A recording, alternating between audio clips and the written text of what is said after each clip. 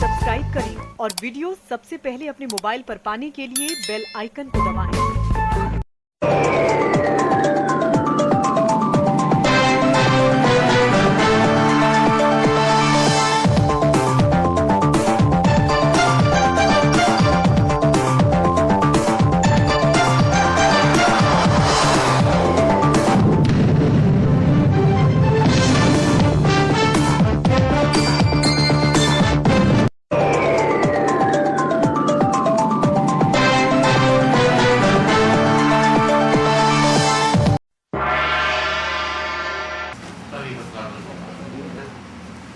का इलाज है और क्या क्या चीज़ है उसमें थोड़ा मैं डिटेल में बताना चाहूँगा। हमारे जनपद में 1600 टेस्टिंग का टारगेट है और इसके आसपास हम लोग टेस्टिंग कर रहे हैं। इसमें जो आज से 10 दिन पहले तक या आप एक कहने एक सप्ताह पहले तक जो संक्रमण था उससे आज की तारीख में बहुत अंतर आया है। उस समय पॉजिटिविटी रेट करीब 20% के आसपास था और अब ये करीब 5 से लेकर 7% के बीच में है। तो काफी जो एक पीक जो थी वो निकल गई है और धीरे धीरे संक्रमण का खत्म हो रहा है। एंटीजन टेस्ट में का जो रिजल्ट है, जो संक्रमण है, जो पॉजिटिविटी है वो करीब 2.5% के आसपास। RT-PCR में थोड़ा ज्यादा है और कुछ केसेस इस तरह के आ रहे हैं जो ना तो RT-PCR में पकड़ पा रहे हैं ना एंटीजन में पकड़ पा रहे हैं, बल्कि वो सिम्टम्स के आधार पर हम उनको मान के चलते हैं कि ये भी कोरोना के पेशेंट हैं और उनको उसी स्थिति में, जैसे अभी तक ये था कि LT हॉस्पिटल में केवल जो कोरोना पॉजिटिव केस होते थे उन्हीं को हम एडमिट करते थे, लेकिन वो तीसरी कैटेगरी जो आ रही है तो सिम्टम्स के आधार पर होती है, उनके पास कोई सर्टिफिकेट नहीं होता है पॉजिटिव का, उसको भी हम लोग एडमिट कर रहे हैं और उसका इलाज कर रहे हैं।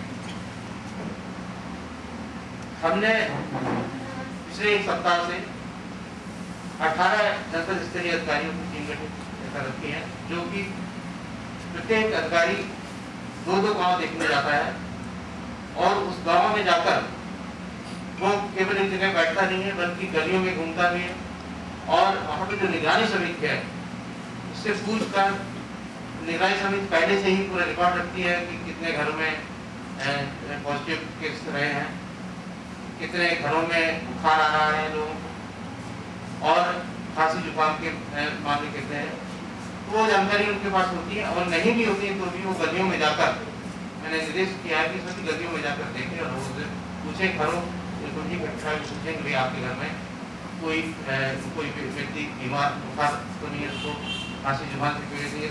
जहाँ पर भी इस तरह का जो लोग मिल रहे हैं जो बुखार या खांसी जुकाम से पीड़ित हैं, तो उस घर में हम मेडिसिन किट जो है, जितने भी उस घर में लोग होते हैं उन सबको हम मेडिसिन प्रोवाइड कराते हैं और उनको इस बात को उनको सदैव इस बात को देते हैं कि प्रत्येक व्यक्ति जिसके घर में कोई भी संक्रमित निकला है या उसके घर में लोग बुखार से पीड़ित हैं, तो प्रत्येक सदस्य को एहतियात के तौर पर दवा खानी चाहिए। दवा खाने में कोई भी उसके आफ्टर इफेक्ट्स नहीं है।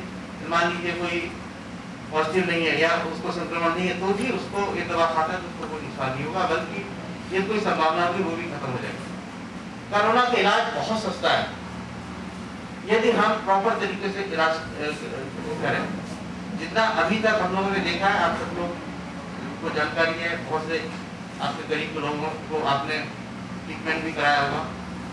जो स्टार्टिंग में किसी ने पकड़ लिया, उसको हल्का सा बुखार आया या गले में खराश हुआ, उसी समय जो हमारी जो मेडिसिन किट है, मैडम से मैं अभी अनुरोध करूंगा कि मेडिसिन किट में क्या क्या दिया जाता है वो उसके बारे में बताएंगे। 10 दिन की मेडिसिन होती है, ये वो खा लेगा तो उसको कोई दिक्कत नहीं है। कोमॉर्बिडिटी वाले केसेस में देखा गया है कि जो जहाँ पर जो जिनको की डायबिटीज है, ब्लड प्रेशर है, कैंसर के या किसी बड़े असाध्य रोग से जो रोगी है, उनके मामले में कॉम्प्लिकेशन बहुत आए हैं। लेकिन यदि उनको प्रॉपर ऑक्सीजन मिलती रही और उनका ट्रीटमेंट चलता रहा, जो ट्रीटमेंट अब हमारे सभी हॉस्पिटल में चल रहा है, एचयू हॉस्पिटल में चल रहा है, जो एक्सट्रैक्ट वगैरह के माध्यम से जो ट्रीटमेंट किया जा रहा है, तो उनका भी सर्वाइवल अब काफी अच्छा है। स्टार्टिंग में हम लोग जब ये सेकेंड वीक नहीं स्टार्ट हुई थी, तो जिसका भी ऑक्सीजन लेवल 80 के आसपास होता था तो हम उसको एलसी में रेफर कर देते, क्योंकि लगता था कि लाइफ थ्रेट है। लेकिन धीरे धीरे जब एलसी सैचुरेट हो गया और वहाँ पर हम कहने की स्थिति हुई, तो उन लोगों का भी इलाज किया गया जिनका ऑक्सीजन लेवल 50 और 40 तक था। और आपको बताने में हर्ष हो रहा है कि बहुत से ऐसे पेशेंट जिनका 50-40 के आसपास ऑक्सीजन लेवल था, वो सर्वाइव किया और सुस्त हो गए।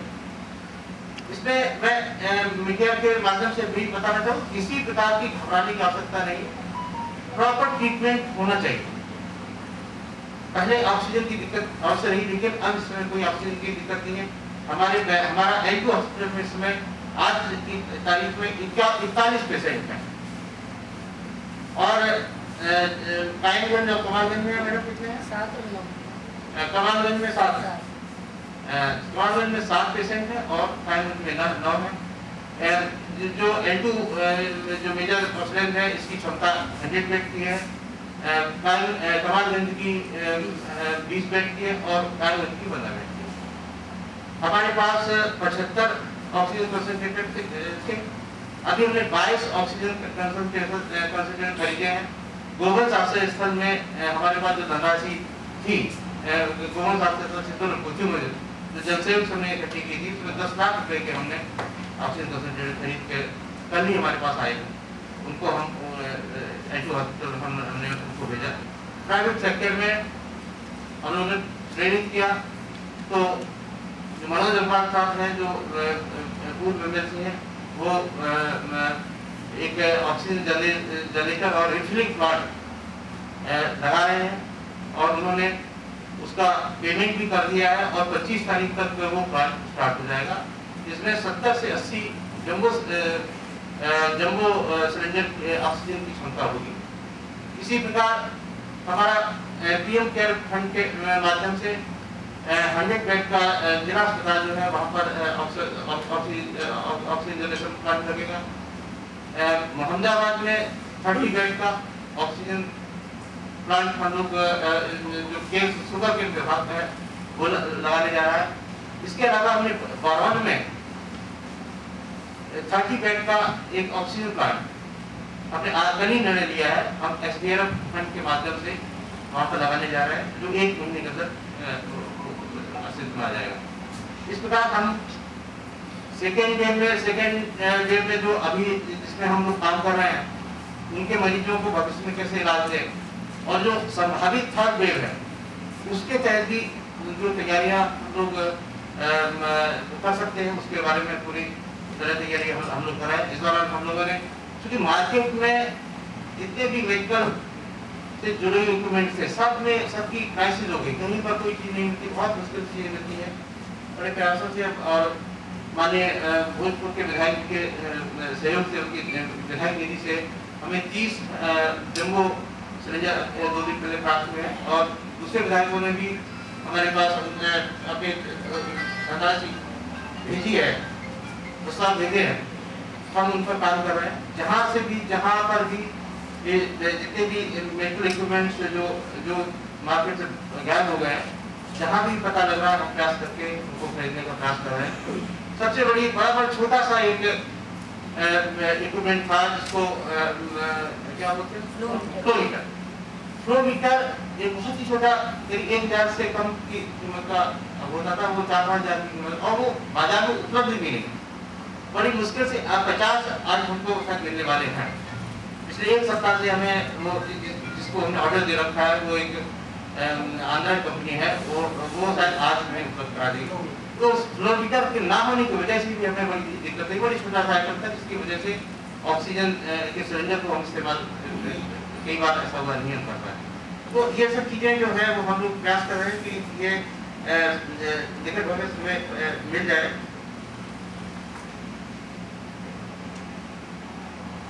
आज की तारीख में हमारे पास ऑक्सीजन कंसंट्रेटर 97 है। ऑक्सीजन प्लांट के बारे में आप लोगों को हमने बता ही दिया है। 683 निगरानी समितियां काम कर रही हैं, जिसमें 594 रूरल में है और 89 जो है वो अर्बन एरिया में है। ये निगरानी समितियां इसमें ट्रेसिंग जो टेस्टिंग और ट्रेसिंग में हमारी मदद कर रही है। साथ ही साथ मेडिसिन को बांटने में भी हमारा सहयोग कर रही है। प्रत्येक ब्लॉक पर सीएमओ मैडम के स्टाफ लगा हुआ है, जो कि रोज की रोज मेडिसिन भी तैयार करवाता है और फिर वो निगरानी समिति को बात भिजवाता है, जिससे लगातार लोग मेडिसिन की विद्युत कराते हैं। लगभग 10,000 से ऊपर मेडिसिन की विद्युत करा चुके हैं। वो पहले पंचायत भवन था, इसको हमने कलेक्टेड कर लिया है और काफी अच्छे ढंग से उसको हमने रन किया हुआ है। 15 कॉन्टेक्ट नंबर उसमें उपलब्ध है। होम आइसोलेशन में जो लोग हैं उनके स्वास्थ्य का परीक्षण करती है। जैसे होम आइसोलेशन में जैसे पॉजिटिव होता है, उनकी जाती है, वहाँ पर पूरी उनको किट मेडिसिन किट उपलब्ध कराती है और पूरे ब्रीफ करके आती है कि आपको किस तरह पूरा प्रोटोकॉल समझा। वो हमने डिमांड पर हमने रखा हुआ है। एटीएम को खुद देखते हैं, इनको एटीएम पर जो भी ये तो कंट्रोल रूम में डिमांड हमें कोई अंकित करा दे या हम लोगों के पास कोई फोन करके बता दे, तो वो एटीएम के माध्यम से उन ऑक्सीजन सिलेंडर को उपलब्ध कराया जाता है। फिलहाल हम लोग 10 से 15 ऑक्सीजन सिलेंडर रोज उपलब्ध कराने के लिए हमारे पास रहते हैं, जो कि हमारे पास सरप्लस जो ऑक्सीजन मंगा रहे हैं, जो सरप्लस आजकल बच जाते हैं। 3 दिन के लिए जो मरीज है पॉजिटिव, उसको दवा अलग मिलती है, उसको तो आरटी टीम देती है। लेकिन हम लोग जो जरा भी लक्षण वाले व्यक्ति हैं, उनको जो किट दे रहे हैं, उसमें एक एजिथ्रोमाइसिन टैबलेट है जो कि एंटीबायोटिक है, वो देते हैं। आयरन 12 mg की गोली 3 दिन के लिए खाने के लिए, दिन में एक बार, खाना खाने के 2 घंटे बाद खाई जाती है, उसको दिया जाता है। टैबलेट बी कॉम्प्लेक्स देते हैं, उसमें एक टैबलेट विटामिन सी है। बुखार की दवा पैरासिटामोल जब जरूरत हो तब व्यक्ति ले सकता है। जिंक की टैबलेट है और कैल्शियम की टैबलेट है। ये 7 तरह की दवा है और उसमें हम लोग ने पर्ची ऊपर यहाँ स्टोर में हमारे जो बन रही है, तो पर्ची ऊपर लिखवा दी है, उसमें लिखा भी हुआ है कैसे खाना है और स्टेपल करके कपड़े के बैग में हम लोग प्रोवाइड कर रहे हैं। और ब्लॉक्स पे भी अगर वो पर्ची ऊपर नहीं चिपकाते हैं तो अंदर उसमें पैकेट में हम लोग पर्ची डलवा दे रहे हैं। लेकिन फिर भी जो देने जाता है उसको भी ये कह रहा है कि हर व्यक्ति इतना गाँव में पढ़ा नहीं है, तो समझा भी दे निकाल के, तो उसको भी ये समझा रहे हैं। इस तरह से किट डेली हम लोग वितरित कर रहे हैं। तो 1.4 तो डेथ रेट आ रहा है और रिकवरी रेट 84.9 आ रहा है। जो आपका पोर्टल है, पोर्टल पे पहली बात तो डेथ रेट है, तो आपका कहते हैं एक फ्रॉड है, उसको आपके यहाँ अपडेट ही नहीं होता। पिछले 7 दिनों से हम लोग जल्दी तभी उसको लेके चल रहे हैं। अब पता चला कि जब वो लाया तो ना तो उसमें उसका कोई टेस्ट था, ना एंटीजन टेस्ट था, ना आरटीपीसीआर टेस्ट था। जब उसका कोई टेस्ट नहीं था और हमारे 2 स्टेप पे उसकी डेथ हो गई, तो उसको हम उसमें कोविड में नहीं 50 लक्षण उसके अंदर भी कोविड को नहीं जा सकते जब तक कि हमारा किसी न किसी जगह उसका टेस्ट पॉजिटिव नहीं आता है।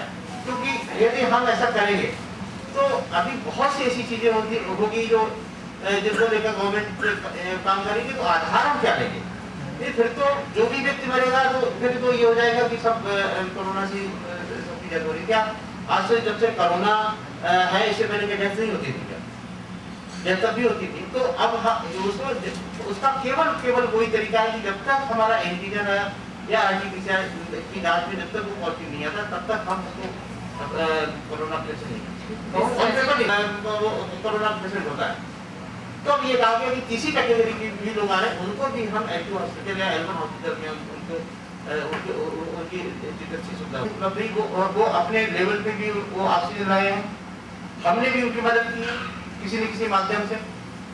हमने बात बात करके कि जो हमारा अलॉटमेंट जो है हमीरपुर से है और वो उस अलॉटमेंट हमारा 100 जंबो सिलेंडर का अलॉटमेंट प्रतिदिन का है। तो वो हम जो मंगाते हैं वो अपने एंटी ऑक्सीडेंट में उसको इस्तेमाल करते हैं। इसके बाद ऑन डिमांड जो मैंने अभी बताया, ऑन डिमांड में जो उनसे मांगेगा हम उसको देंगे।